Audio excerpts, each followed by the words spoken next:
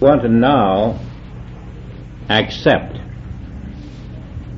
that we know at some time or other we're going to reach that consciousness which can know wherever I look, my invisible self is there.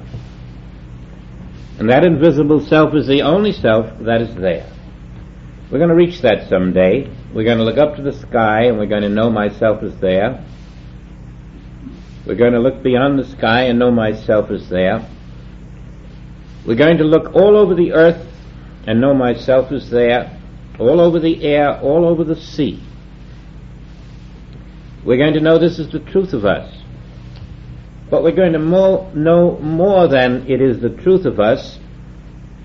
We will have the experience of it again and again and again until it's as normal to us as it has been to walk the earth on two legs. And it will become normal to us as we develop the capacity to be faithful to what we are. Now let's assume we had reached a point where through practice we knew that the entire invisible universe is myself, and that there is no visible universe. That concept was strictly there because I was living in material sense, unaware of being. Now I want to explore. Why should my consciousness be only right here, in this little spot, if I am everywhere?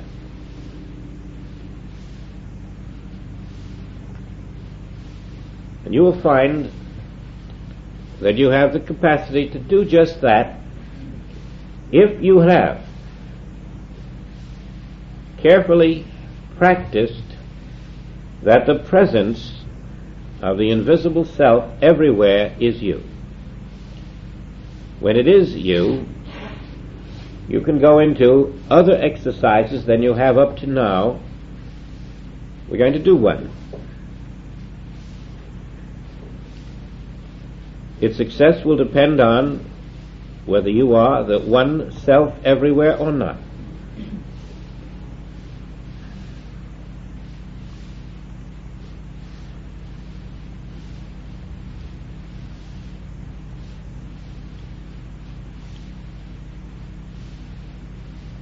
All around you is life. And life is moving. Life is vibrant. Life is radiant. There are life currents moving up, up, up all around you.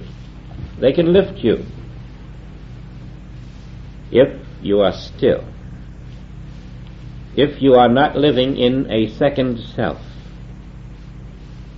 If you can lose the concept of a second self and find that invisible self that you are, the pure consciousness, the pure at heart, the pure spirit, you can rest there. I, the pure spirit, am not localized. And this temporary consciousness that formed itself as a form can be dissolved. And I can be lifted into other realms, present all the time, right here and right now.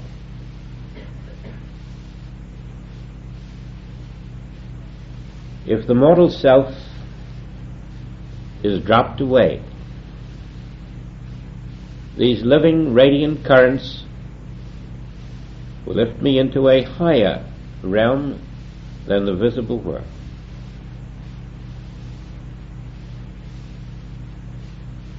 Where thought is not human, where no person may enter.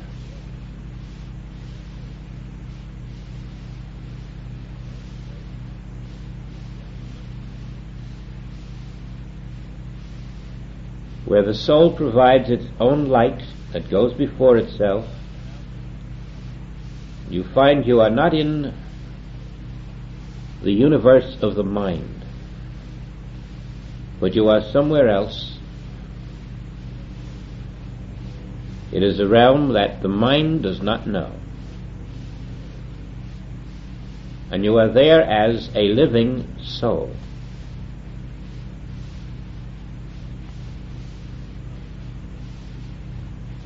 And it is there that you discover that you are truly a free self, not limited, that within your own omnipresence is everything needed, always present, that health is omnipresent, that divine qualities are everywhere in their fullness. There is no place where you travel through the realm of soul where you are not aware that the fullness of every need is already completely manifested in the invisible. This is the truth of the earth that we walk in form, but we only learn about it when we release ourselves out of the mind universe. We can feel that all error on the earth is but a concept of the human mind, that all belief in bad health is in something that has no real existence whatsoever, that behind all the bad health on earth is the omnipresent divine health and its perfection. We realize that we are eternal being, that we are immortal being, that we are unlimited being, that we are totally self-contained. We never lack and never have. We have never been limited except by the mental mountains that we had built around ourselves. That every problem we ever encountered was within the valleys created by the mental mountains we had built that never really existed. We learn the truth of being is freedom now, peace now, not to be attained, but present and always to be experienced by one who accepts the omnipresence of being and confides himself to that infinity without thought, without fear. And so we find previews as the currents of light lift us and liberate us.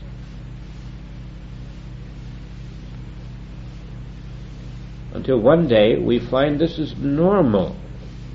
It isn't something you do for an exercise, it's the way it is.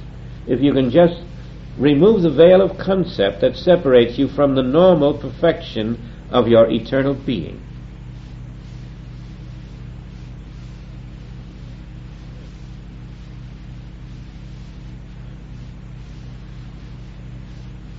The psalmist who wrote 23rd Psalm was telling us this.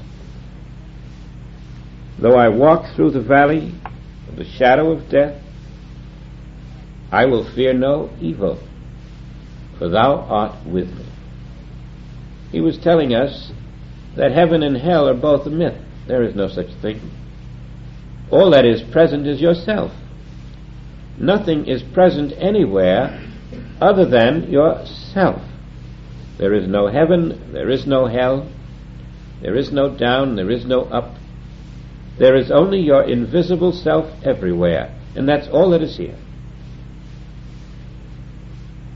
And when all the debris, all the unconscious beliefs, all of the material sense, everything that we have thought existed in material form is dropped from our consciousness, when there is no second self, no second world, no second creation, only my total invisible self, which is the essence of the Father, you will move through that self. And you will experience the perfection of that self everywhere. And the day is now.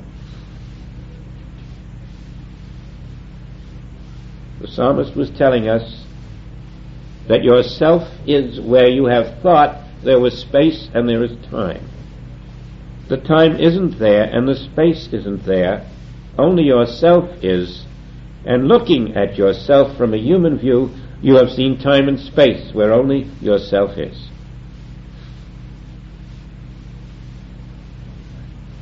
You have seen bad health where only your perfect self is. You have seen birth and death where only your timeless self is. You have been looking at your own infinite being and seeing a finite progression in time and space which never was there.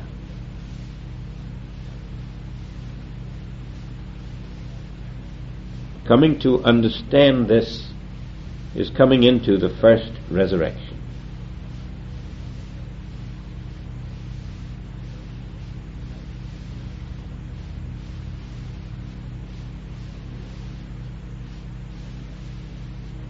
There are times when you practice the exercise we just went through briefly, when you are really lifted beyond the mental realm, and things become clear to you that are not clear in the mental realm. The illusion of humanhood becomes very clear.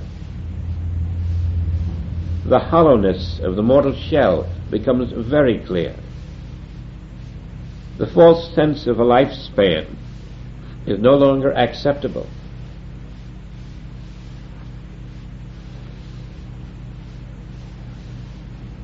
You are eternal being.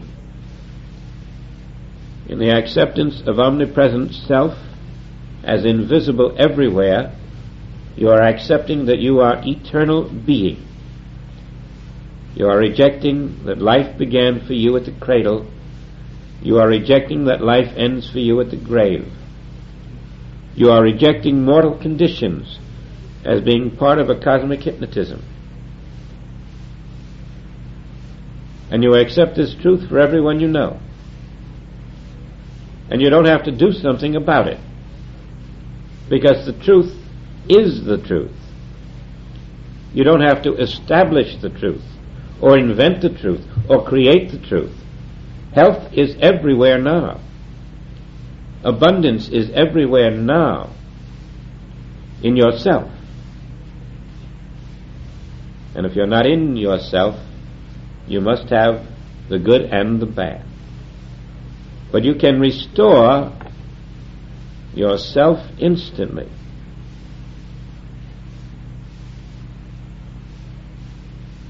By refusing to be a second self in a second world.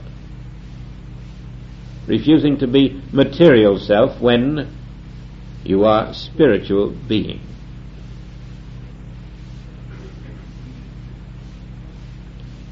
Now do your friends a real service. If you love them as they are, not as you see them. Do your parents a real service. Do your children a real service. Love them as you love yourself. See them not as your eye sees them. If they're wheezing, don't hear them wheeze with your human ears. If they're doing things you consider wrong, don't see them with human eyes. Don't fall into the false human sense of responsibility. If you fulfill your spiritual responsibility, the Father who seeth in secret will visibly fulfill what you had thought was your human responsibility.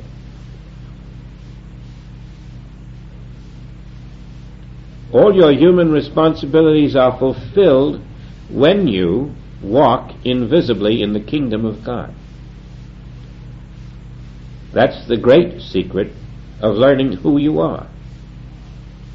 Everything you are visibly fulfills what we have called our human responsibilities.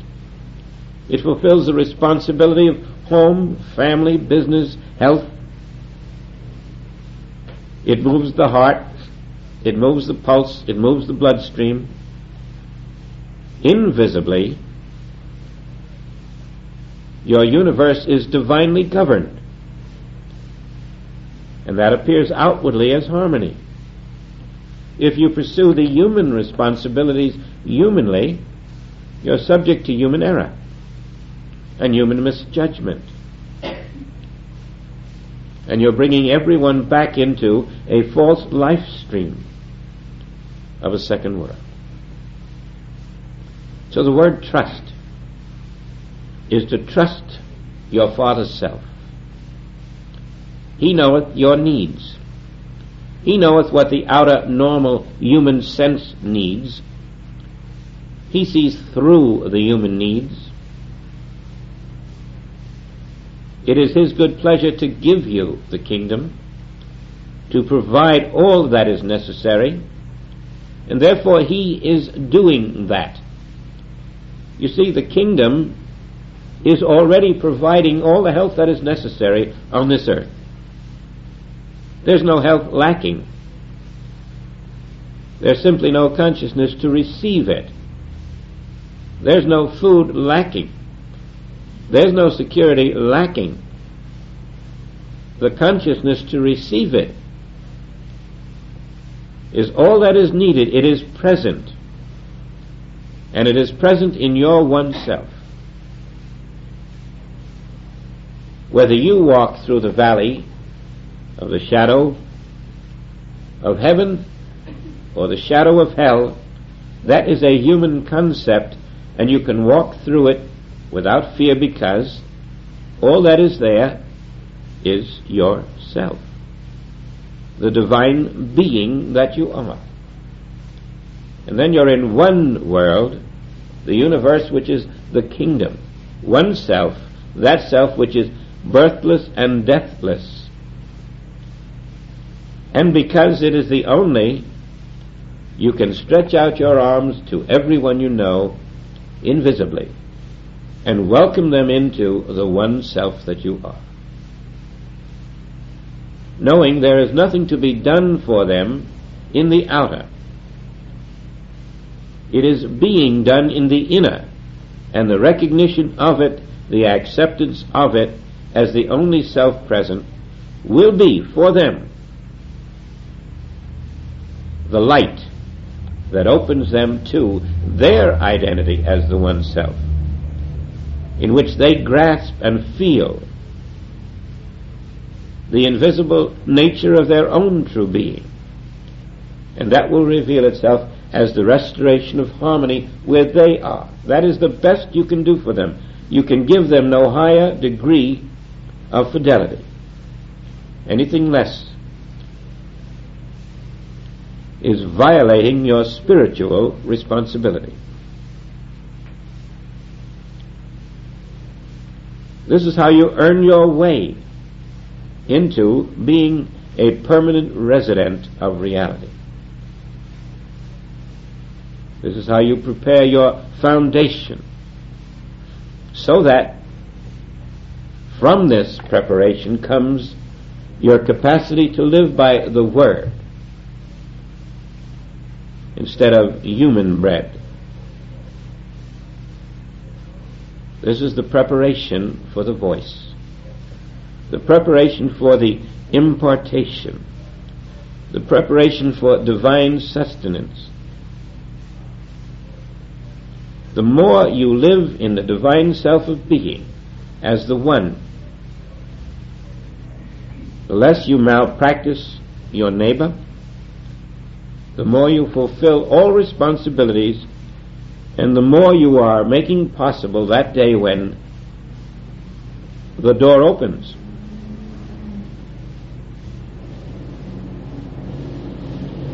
And you find I, yourself, realized.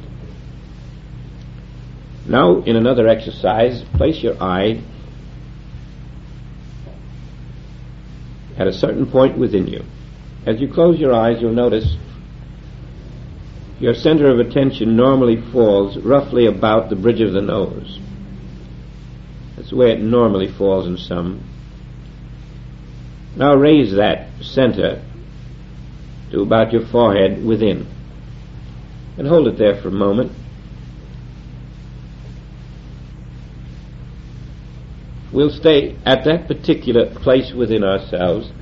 It's as if you were almost not quite cross-eyed. It should be pleasant and comfortable. You're just holding your attention slightly above the bridge of the nose within yourself, inside the forehead. And now, just to see how easy you can move that around, move that to the back of your head, that center of interest. Then move it up to the top of your head, so that you can have a point of interest or a focal point just about wherever you choose. You can move it down to your foot if you want to. You might try that just to see how easy it is to move the point of focus of your consciousness to any part of your body. Later you'll learn you can move it out in any part of the universe.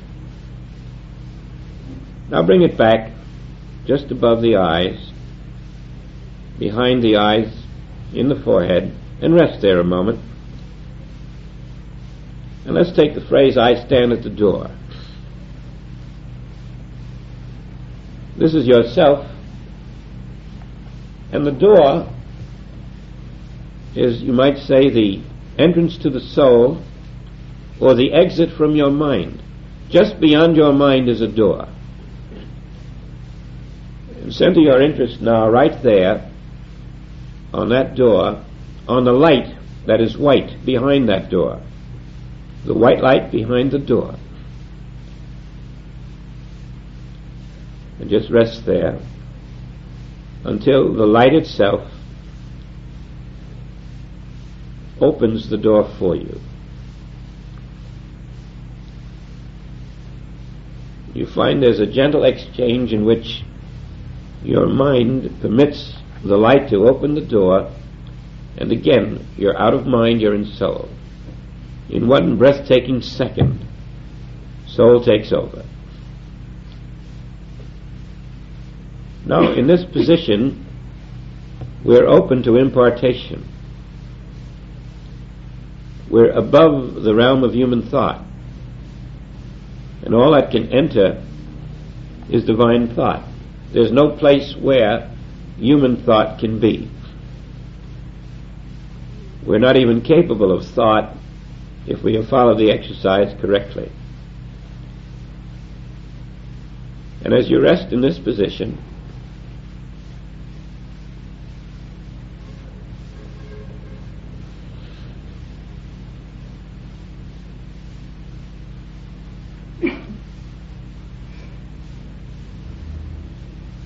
all that exists is the infinite universe. That's all that is being. There is nothing else.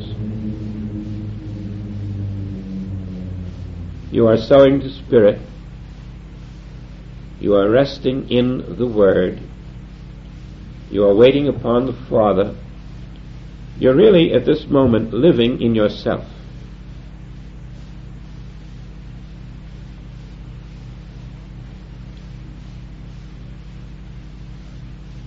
Yourself in which you are living is all intelligence. It is all divine consciousness. It is all power. It contains the fullness of God. And as you're living in it, you are making your tomorrows, which will appear in a human world. The white light behind the door is your universe and yourself. It is the source, and it is the manifestation of that source. It unfolds itself. When your mental consciousness is out of the way, it unfolds itself, and the infinite consciousness of your own self lives itself, which is Christ living my life.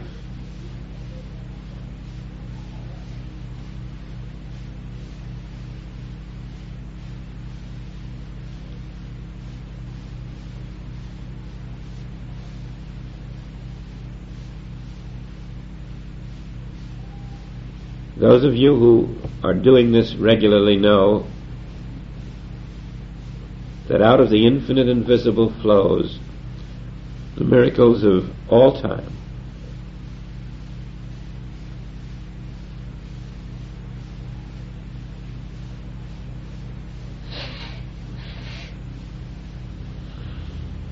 We are held within the realm of spirit.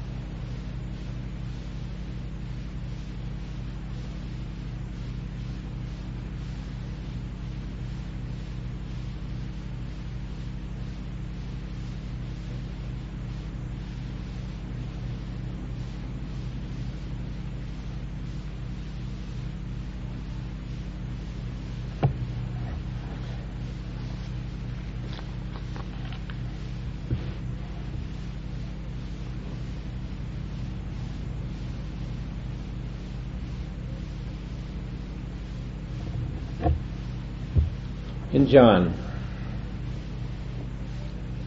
Pilate, thou couldst have no power over me.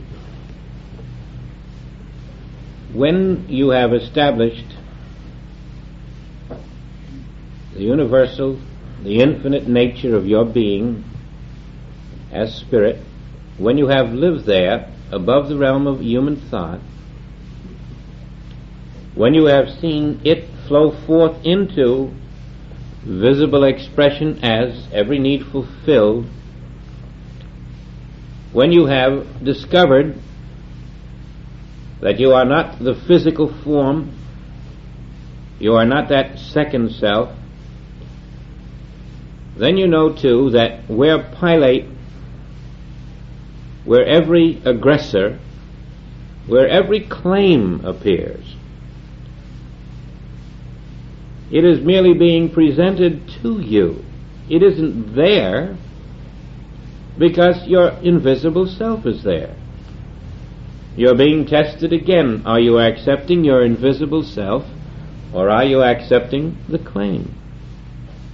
When you accept your invisible self there, which is the pure essence of God, to the claim you say, without words necessarily, but just by your attitude, your rejection, you say to the claim, thou couldst have no power over me. In other words, I know I am the invisible essence of God.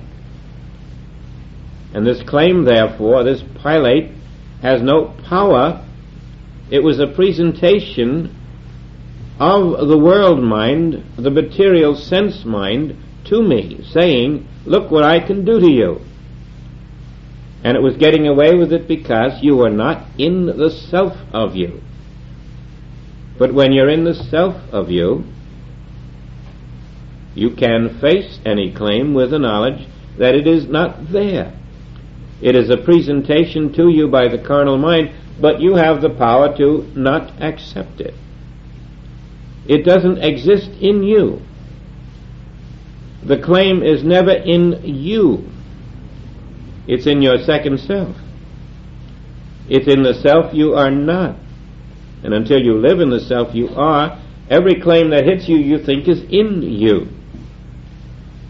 You think that you have this problem, you have this physical disease, you have this physical malfunction. But it isn't in you. It's in the false sense of self you entertain about you. And as you prove that out, you discover you've never been sick. You never even had a pain. The false sense of you suffered the pain. The false sense of you suffered the sickness because you weren't living in you. And suppose you had now proved it out enough that you could look at anyone and know this is true of them too. They're suffering with a false pilate. They're suffering with a claim because they do not know that there is no claim in their self. They're not living in their self. What do I have to do for them? But only their self is there. That self which they think they are isn't there. The Spirit made no dictators. The Spirit doesn't permit killing. The Spirit doesn't permit diseases. All that was made by the Spirit. Then what is this? This false self has a false claim. Don't get rid of the false claim. Get rid of the false self. How do you get rid of it? You know who is there. The self of God, which is yourself, is there.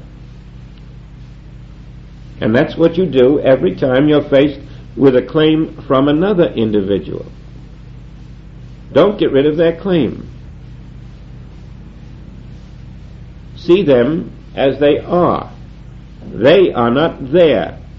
The invisible Spirit of God, which is their self and your self, is there. And you don't have to get rid of the false self or the false claim. They are not there. The only self that is there, and it has no claim, and rest in that word. That resting is saying to Pilate, thou couldst have no power over me, even though you think you're going to crucify him. And if Pilate had said to him that Pilate had a sore throat, or Pilate had a bad heart, he could have known there was no Pilate there to have a sore throat or a bad heart, but he could only know it because he knew who was there. His invisible Spirit, the Spirit of God, was there. And this is the truth that you and I must learn to face. Day in and day out we'll come again to the same problem in a different form or shape or name, always because we are putting false persons, false selves, where only the invisible Spirit of God can be. Now that's our foundation. And that foundation must be developed. And as you develop it, the power of the Spirit of God, the omnipotence of the Spirit, can reveal itself. It could never reveal itself to a human being living in a human sense form, only in fragments.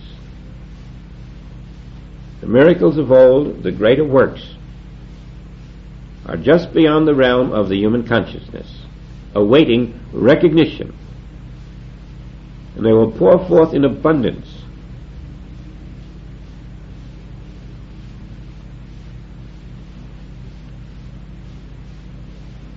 Don't get rid of the claim.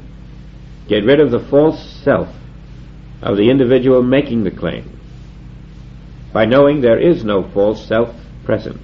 The only self present is the invisible Spirit of God, which is your invisible self. Practice this whether you get claims from people or not, until it's very normal to live that way.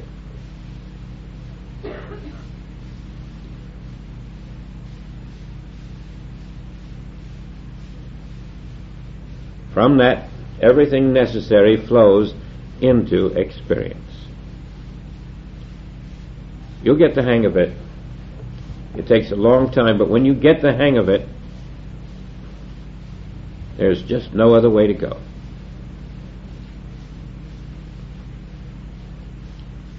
Now, we're going to apply all of this next week. We're going to take some of these principles and add a few to this basic one of I am the omnipresent self, and we're going to see how, when applied, these principles are infallible.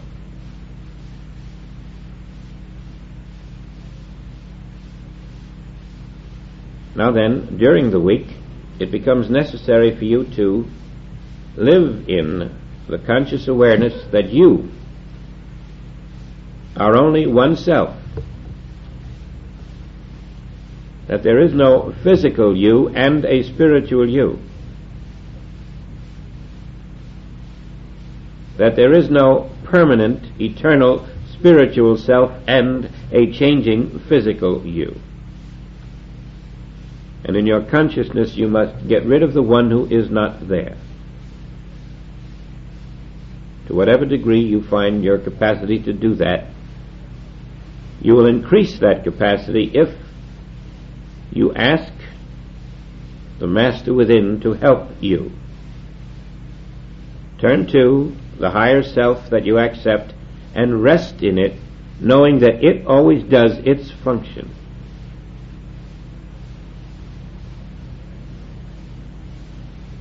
And when you have established that to some degree, you can go into the exercise of looking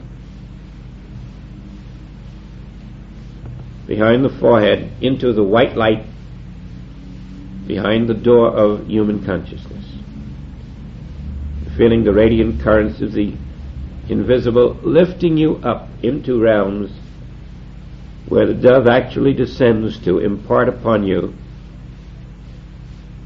the glory of the invisible universe as a living reality right where you are.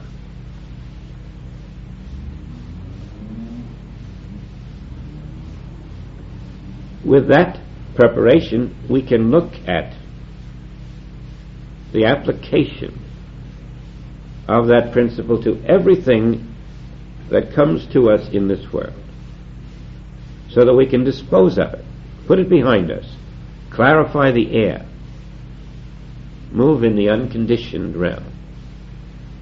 So those are your two exercises, the big ones.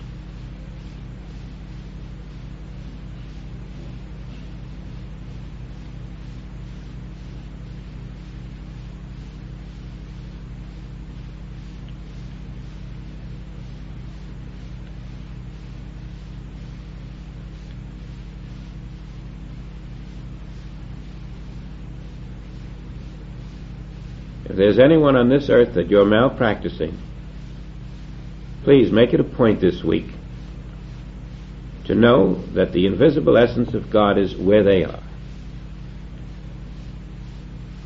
Don't worry that you don't feel it. You've got to know it first before you feel it. And you've got to accept it before you feel it. And only when you have been willing to go that far can the invisible dove lift you into the experience of that which you have been willing to accept. Your acceptance precedes the experience in most cases. You'll be all the better for it.